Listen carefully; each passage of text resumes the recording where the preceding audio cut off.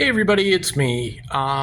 So some of you may have seen the I'm Dead, DED, short that I did and posted. I just thought it was funny, you know. Um, so these lights are actually going to stay up year round. Maybe I'll change the colors and stuff like that, but I'm going to keep them on. And I'm only showing this part because for this video, I'm going to show you the artwork in my hallways. I think I did a walkthrough, but it was probably on Facebook or Facebook Live. So let's take a look at what I have and who did the artwork and where I got it, the significance, etc. So first, we're going to start over here. This is a commission piece I got, I believe, in 2020 from Tucson artist Vic Hollins. Vic has made a pretty good career for herself in the last like 5-6 years. She's been getting invited around the country, maybe even outside of the country, to do some what would you call that? Exhibitions on utilizing certain techniques, certain brushes, certain types of paints.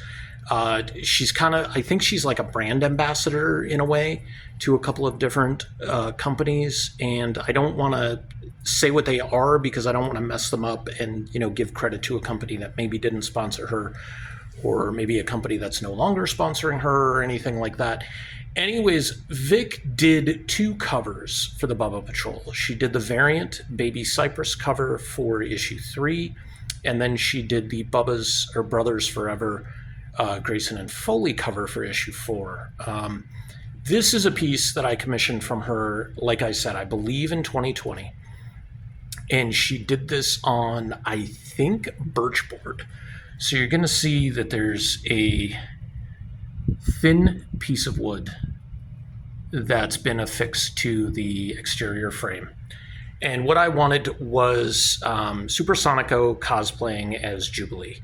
And I think she did a fabulous job. Vic does some amazing color work, plus just her use of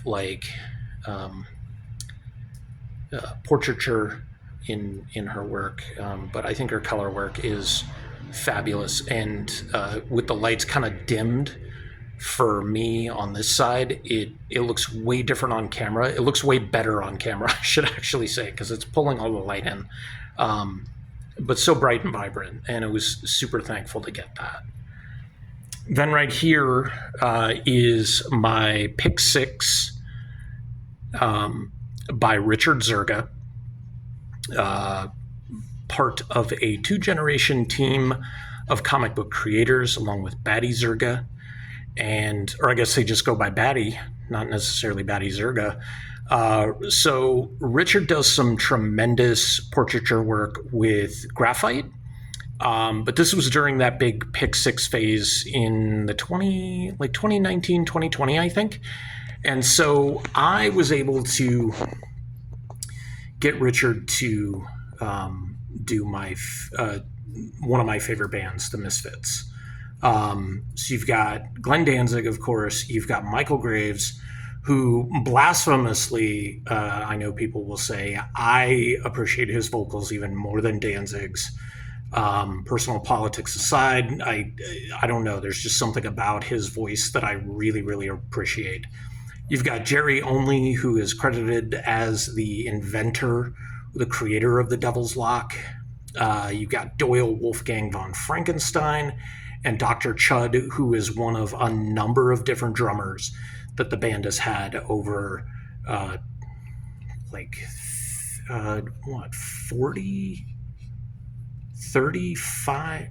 40 years now, because they were in 77, so that's 47 years now. Wow. I'm actually wearing a Misfit shirt right now, so their 30th anniversary tour. So here you've got Exiles Volume 1, Issue 42 cover. It's actually the full issue in there. I kind of shadow boxed it in to float it because it goes next to Issue 42, page 20. This was penciled by Jim Calafiore and inked by Canon. And I picked this up at San Diego Comic-Con in 2006. One of the cool things about this is you get these like alternate versions of Cyclops, and of course you get the like alternate future version of Wolverine as well. But you get the character that Jim created, which is Nocturne, Nightcrawler's daughter. So the way I like to post my page and original published artwork is I like to find the issue that it corresponds with and post it next to that issue. There's going to be one exception coming up. This is probably questionable for YouTube, but this is Bomb Queen, The Divine Comedy, issue 6 of 6. And this was done by Jimmy Robinson, creator of Bomb Queen, writer, artist, colorist. So up here, he's also signed it. All of these pieces are signed. So the big part of this is I met Jimmy Robinson in 2007, San Diego Comic-Con, no, 2008. And I was talking to him and gave him my euthanasia books, and he asked if it would be okay to put Nash and Kyle in one of the pages. So here they are on the second to last page, getting an autograph from Bomb Queen, which was just extensively amazing to have that. And one of the cool things is like right here, if you have the issue, you'll be able to see this panel, this top panel has been statted down here. And so it's neat to see kind of like the production, like mini crib notes or shortcut notes on what's to be added or taken out. And of course, we've got the issue, which may be considered like a cameo or a first appearance outside of the anti-hero verse. Right here is a piece of Nessie, pencil sketch by, God, I'm going to blank on the name, creator of Boneyard. I don't want to say Richard Darrow, Richard Moore. He does this amazing ongoing series. It was about 30 so issues and a couple of one-shots that told the entire story. I got this in 2008, so I had started collecting some original artwork beforehand. Nessie was one of my favorite characters. I mean, for some obvious reasons, but also her backstory was extremely awesome, and I really, really liked it a lot.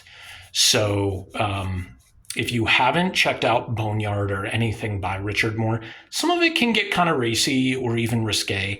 Boneyard was not one of those stories. There was a couple of parts that were maybe a little scandalous. This was a piece that I asked him to draw, and he was fine with that because he's done other stuff.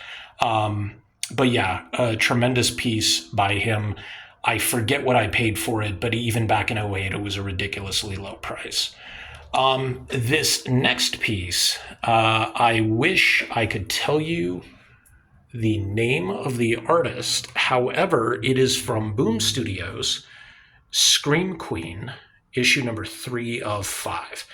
The neat thing was this guy, and I really need to figure out what his name is so I can credit him properly.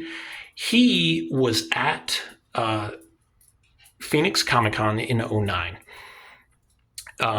And he was working on this issue, or not this issue, but he was working on another series, not Scream Queen, but he was working on another series, like standing there penciling the series as I was talking to him. And he had been hired, I believe, by Boom to be a fill-in artist after the primary artist dropped out. And so this was his style, at least back in the 2000s, right?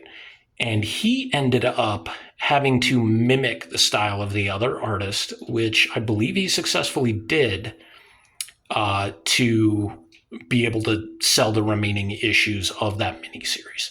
But this is pretty cool because it's pretty much, I mean, it's not a splash because a splash is a single image, but it's a huge image on the issue itself. So it's a phenomenal piece. And I believe, if I remember correctly, I bought the set of 1 through 5. And then he autographed the issue that corresponds with the page that he gave me for buying the set. And again, I believe I paid like $20, maybe 25 for the set. Which, when you get an original penciled and inked page, is pretty amazing. All right. So around the corner here is the only kind of personal piece. Not necessarily just because it's commissioned, but because it's got Agnew on it. This is a piece by Sam Logan, creator of the web series, web strip, Sam and Fuzzy. And this is his character Fuzzy running and, I guess, frolicking with Agnew. Met him at San Diego Comic-Con in 2007, picked up, some t-shirts, some zines, and then got this great piece as well. Now over here is one of the more recent pickups that I've had, and I did show this off in my horror walkthrough. I picked this up at Arizona Comic and Arts Fest of this past year. Tim Seeley was there. He's the creator of Hack Slash. Ton of people were getting Hack Slash artwork, Cassie Hack pieces, which I'm like, no problem. She's a great character. I like her a lot. I remember reading that series when it first came out. But I also just love Chucky. And I was just like, I think I was the last sketch of the day and asked him, how do you feel about doing a Chucky? And he was just like, I feel very good about doing a Chucky. So this is the piece I got. Once he got started on this, dude, he cranked this out. Like, this line style, this line art, and the shading is just ridiculous, considering that he just blew this out of the water. And again, a ridiculous price on this. This piece really made going to Arizona Comic Art Fest this year worth it, because it was not good sales-wise. But this was a really cool thing to be able to get. This is a piece by Rihanna and Christian Valer. Maybe I'm not pronouncing their last name correctly, but this I won in a charity auction at Charlie's Comic Books back in the early 2010s, I believe. Charlie would hold auctions for original artwork and some higher-end collectibles to raise money for charities. It was a silent auction.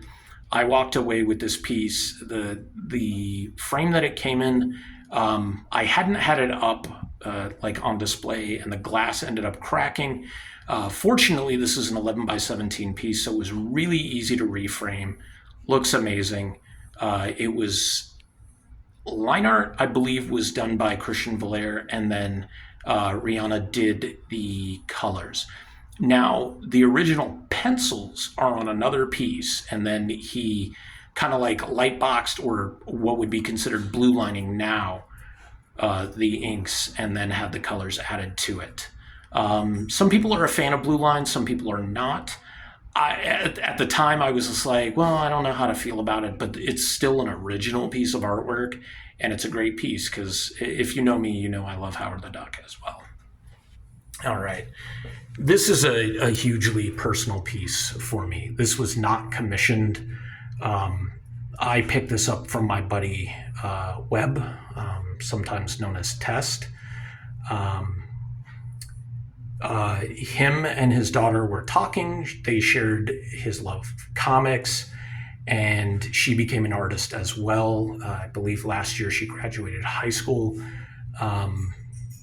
I picked this up from him the last time I saw him. I think that was 2021, and recently found out a couple weeks ago that he died.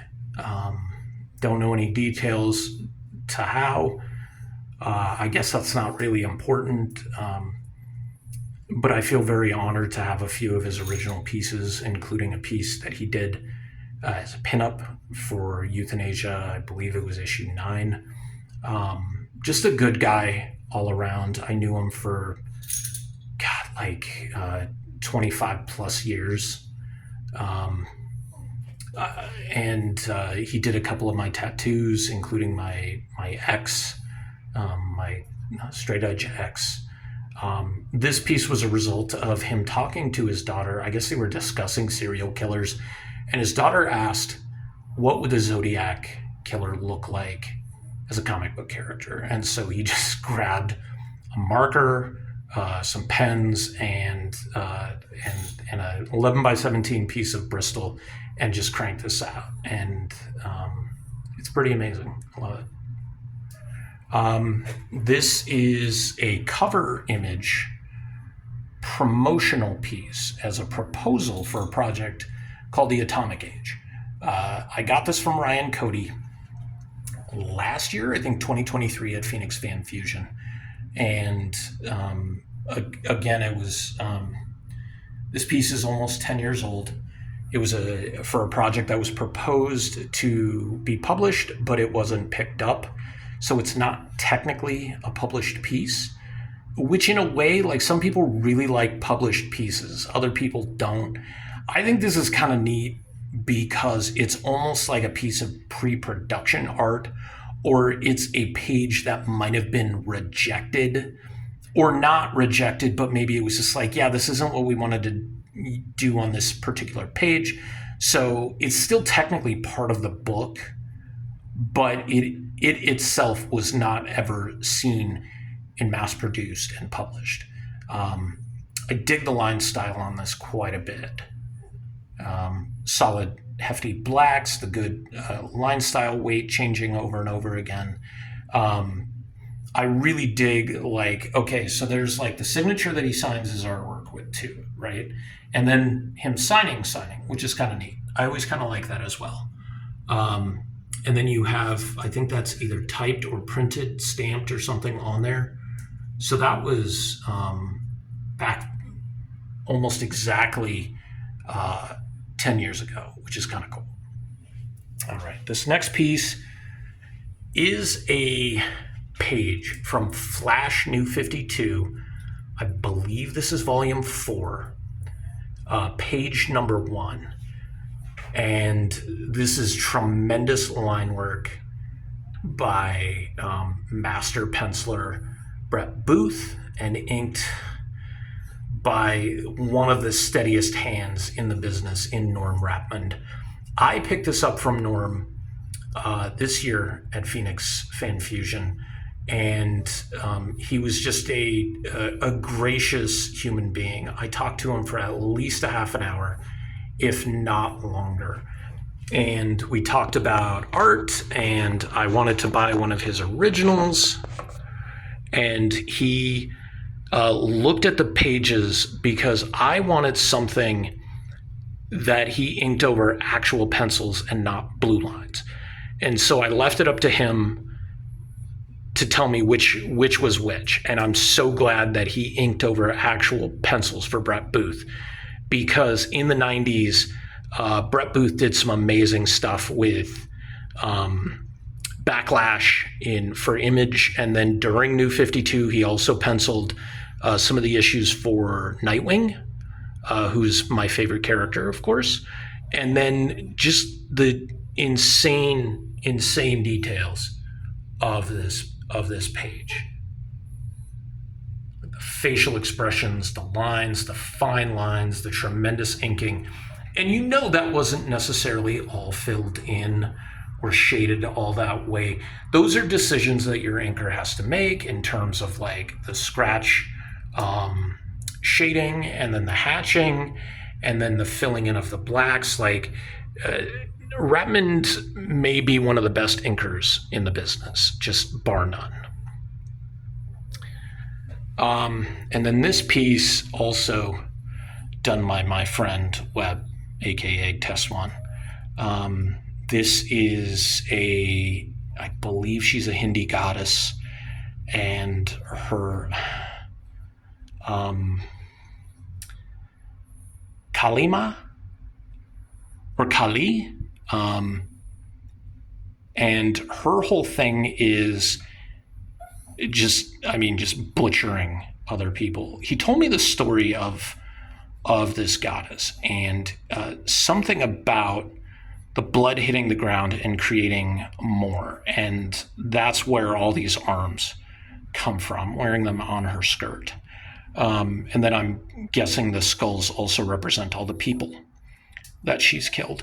This is either all of her children or all of her lovers. I forget which he said, but either is just this tremendous story. I love his graffiti art style and his line work, and just I don't mean to make it sound downplayed, but the simplicity of the shading that adds such depth and dimension. You can go really, really detailed and really, really convoluted with it, and you can over render, or you can do something that pops highlights and shade and still gives you that dimension of the hair flowing. I think it's just tremendous. And that brings us to the final piece in this, what I call my shadow gallery. And this is a piece from DC Comics Presents The Flash. I believe this is a one-shot. But years and years and years ago, I'm still a big Ed McGuinness and Dexter Vines fan. However, years and years ago, I was able to get this piece off of eBay. And really cool is it's also signed by Ed McGuinness and then signed by Dexter Vines right there. Dexter Vines also signs his artwork differently. So I have a sketch cover that he did, and it's not signed like that at all, but that's how he signs his, if you give him a cover and he were to sign it kind of thing. I love the story being told in this one page. You get this guy opening up his newsstand, and, he's talking to the Flash. The Flash sees him. He discovers the bullet hole, and then he pulls out the issue. So it's Flash 163, which I guess was promoting it. And so but he catches the bullet at the same time. There's a shot rings out. And so he catches it and he pulls the cover. That's how fast the Flash is. That's what I love about this. So between here and here is a nanosecond, a microsecond, whatever the smaller number is, but it tells a complete story. And that's storytelling to me. I've always been a fan of how McGuinness drew his characters really thick, muscular, but not jacked and defined, so they're not ripped and there's not veins popping out all over the place, but you get a real good idea about the definition and the mass that these characters would be carrying. And again, look at and this was years ago, just the ink work by Dexter Vines, just tremendous, tremendous work. So I hope you guys enjoyed a walk down what I call my shadow gallery. And we'll be doing another walkthrough sometime soon. See ya.